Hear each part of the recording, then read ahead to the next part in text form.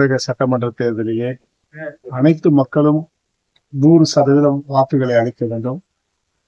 ஒரு மனிதனுக்கு உள்ள கடமையே நாட்டினுடைய தலைவரை, நாட்டினுடைய முதல்வரை தேர்ந்தெடுக்கக்கூடிய ஒரு முக்கிய பங்கு இது.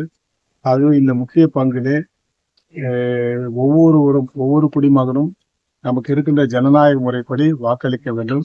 அதை தவற விடுவது சரியாக இருக்காது.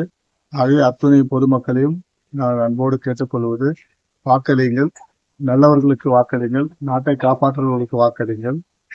நான் மதுரைக்கு அவசரமாக செல்ல வேண்டும். சுந்தர்சி அங்கு வேட்பாளராக இருக்கிறார்கள். ஆகவே அதனுடைய வெற்றிக்காக நேற்று இரவு தான் வந்தோம். காலையில வாக்களித்து கிளம்புகிறோம்.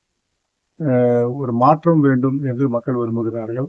அந்த மாற்றத்தை நல்லவர்களிடம் தாருங்கள் என்று புதிய நீதி கட்சியின் சார்பில் அன்போடு கேட்டுக்கொள்கிறேன். நன்றி, வணக்கம்.